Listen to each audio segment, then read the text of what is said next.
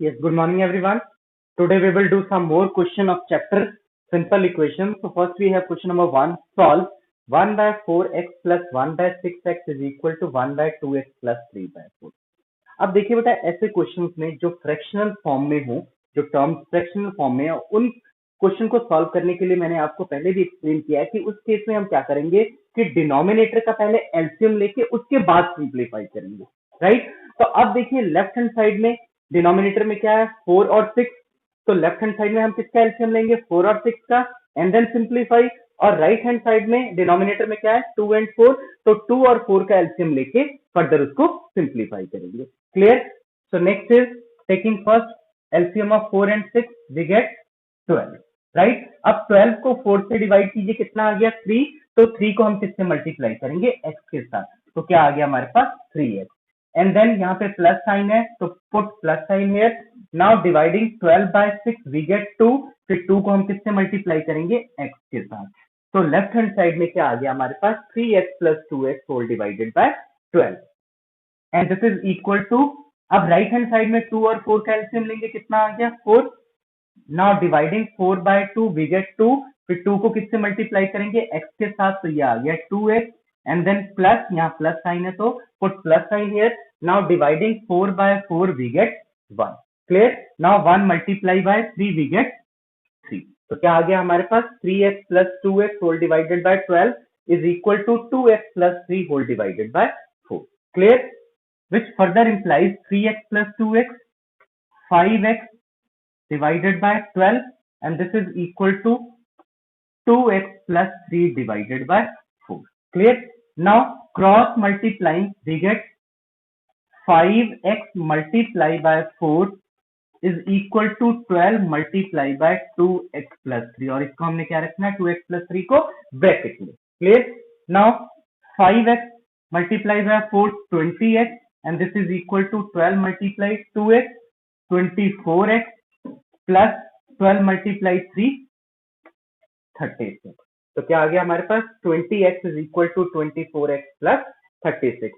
Now transposing 24x to left hand side we get 20x minus 24x, and this is equal to 36. Clear. अब 20x में से minus 24x किया तो कितना आ गया हमारे पास minus 4x, and this is equal to 36, right. Now dividing both side by minus 4 we get minus 4x divided by minus 4 is equal to 36 divided by minus 4। ये माइनस 4 से माइनस 4 कैंसिल, 36 को जब माइनस 4 के साथ divide करेंगे कितना आएगा हमारे पास minus 9। Clear. Therefore, we get x is equal to minus 9. Clear? Hence, x is equal to minus 9 be the required solution of the given equation. Clear? So, this is the required answer. Next question is solve 9x plus 7 whole divided by 2 and then minus bracket x minus 2 divided by 7, and this is equal to 36. Clear? अब हमने इस equation को भी solve करना है, it means we have to find the value of. Clear.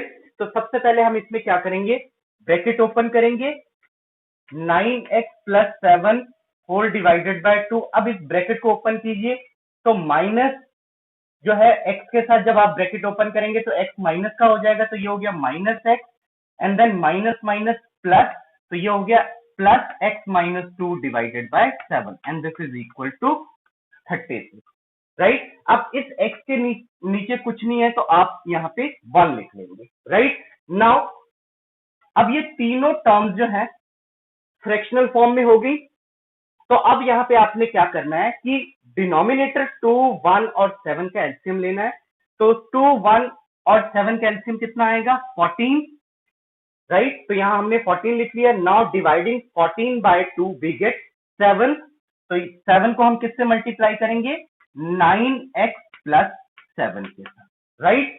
Now dividing 14 by 1 we get 14, तो 14 को किससे मल्टीप्लाई करेंगे, x के साथ, और यहाँ माइनस था तो हमने यहाँ माइनस साइन पुट कर दिया, तो ये हो गया -14x, राइट। अब यहाँ प्लस साइन है तो put plus sign hair.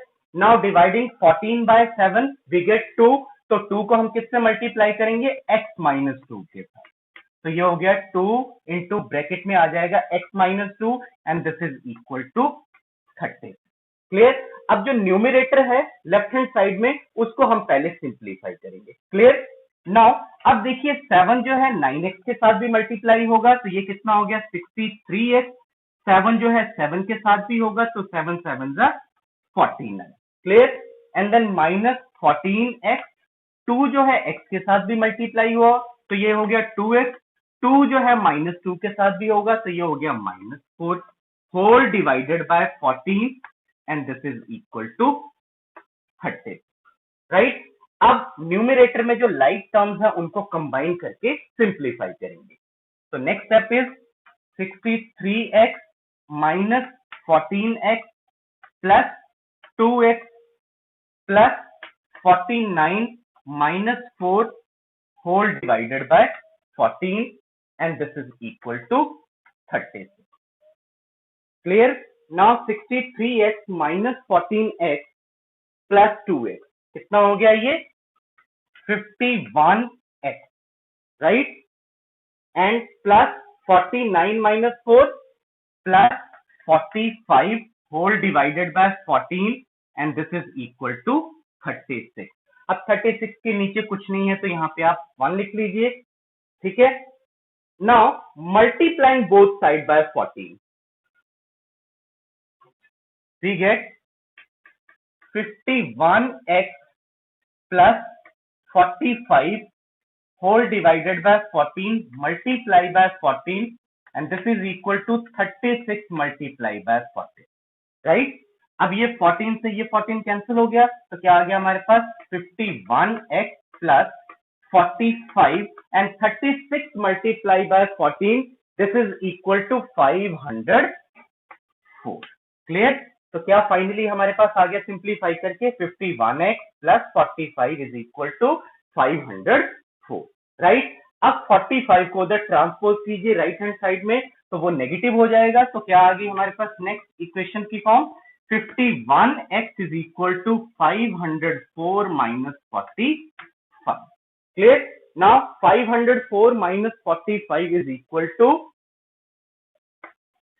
459, right? Means 51x is equal to 459, right? Now dividing both side by 51.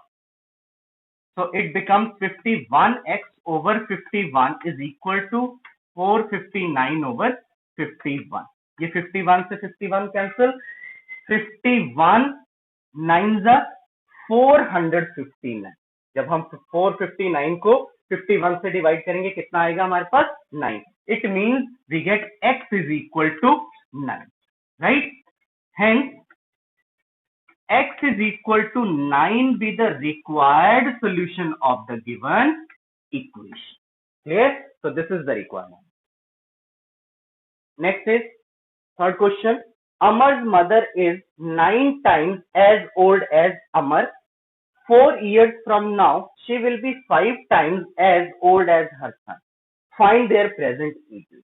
Clear. अब देखिए बेटा इस क्वेश्चन में क्या है कि अमर के मदर की जो एज है वो अमर से 9 टाइम्स है। क्लियर। अगर हम अमर की एज x ईयर सपोज कर लें तो अमर के मदर की एज कितनी होगी 9x। क्लियर। उसके बाद 4 years फ्रॉम नाउ मतलब 4 साल बाद, ठीक है, 4 साल बाद जो है उसके मदर की एज कितनी होगी, she will be 5 times as old as her son, ठीक है, अपने सन के एज से वो 5 टाइम्स होगी। Clear. Then find their present age, तो उनकी जो प्रेजेंट एज है वो हमने फाइंड आउट कर। क्लियर। तो सबसे पहले हम इसमें क्या करेंगे, first of all suppose let the present age of Amar, let the present age of Amar is equal to x years, age of Amar's mother is equal to 9x years. Clear? 4 years from now, 4 years from now, age of अमर, 4 साल बाद अमर की age कितनी होगी? x plus 4 year. 4 साल बाद उसकी as कितनी होगी? x plus 4 year. And age of Amar's mother is equal to 9x plus 4 e, right? अब देखिए क्वेश्चन के अकॉर्डिंग क्या है? अकॉर्डिंग टू क्वेश्चन, जो अमर के मदर की एज है means 9x plus 4 is 5 times as old as her son is equal to 5 times of x plus 4. Clear? तो क्वेश्चन के अकॉर्डिंग क्या इक्वेशन बन गई हमारे पास? 9x plus 4 is equal to 5 into x plus 4. अब यहां से इसको हमने सिंप्लीफाई करके x की वैल्यू फाइंड आउट करनी है। क्लियर? तो नेक्स्ट इज 9x plus 4, अब 5 x के साथ भी मल्टीप्लाई हुआ, 5 4 के साथ भी, तो ये बन गया आपका 5x plus 20। क्लियर? अब 5x को लेफ्ट हैंड साइड में ट्रांसपोज कीजिए, तो ये हो गया 9x plus 4 minus 5x is equal to 20। Clear? और इस 4 को राइट हैंड साइड पे ट्रांसपोज कर दीजिए, तो यह आ गया 9x minus 5x is equal to 20 minus 4। Clear? Now 9x minus 5x, 4x, 20 minus 4, 16। तो क्या आ गया हमारे पास? Next 4x is equal to 16। Now dividing both side by 4, we get 4x over 4 is equal to 16 over 4।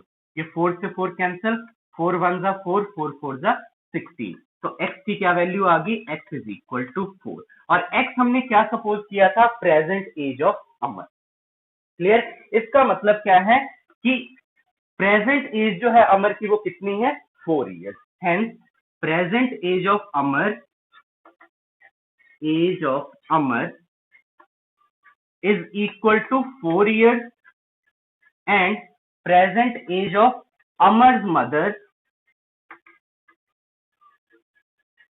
is equal to 4 multiply 9 and this is equal to 36 years.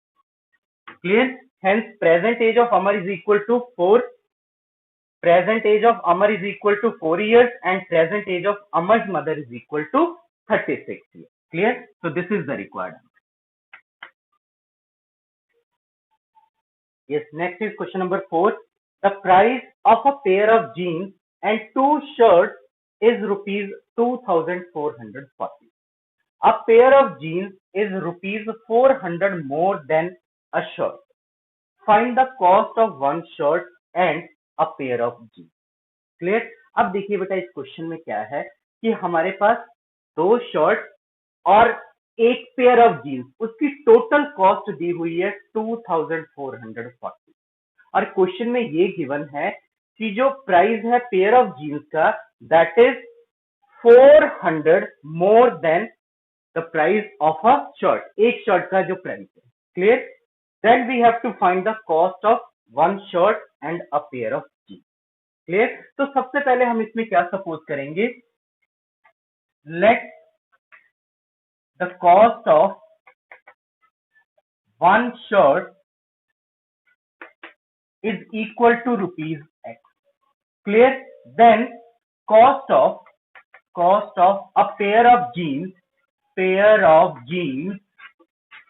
is equal to x plus 400. क्यों? क्योंकि जो pair of jeans है that is उसकी जो cost है that is 400 more than the cost of one shirt. Clear? तो pair of jeans की जो कॉस्ट है वो कितनी आ गई? x plus 400 rupees. Clear? Now according to question हमारे पास टोटल कितनी शर्ट्स हैं? 2 शर्ट। तो एक शर्ट की कॉस्ट है x, तो 2 शर्ट की कॉस्ट कितनी होगी?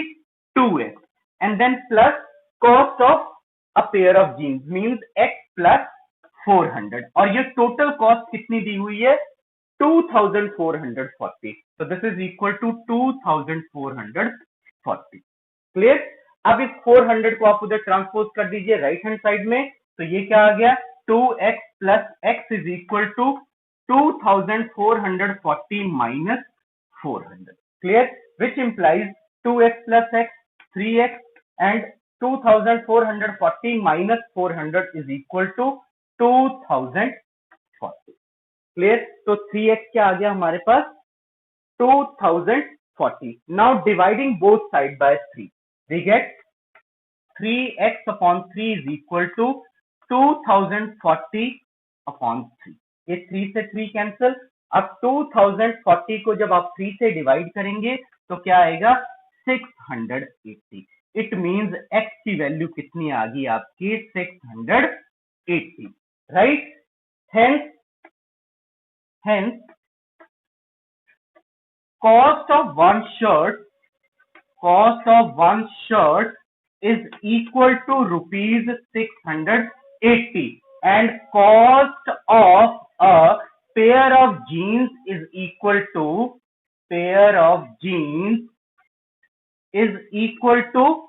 x plus 400 means 680 plus 400 and this is equal to rupees 1080, clear। Hence cost of one shirt is equal to rupees 680 and cost of a pair of jeans is equal to rupees 1080, clear। So this is the required answer, clear।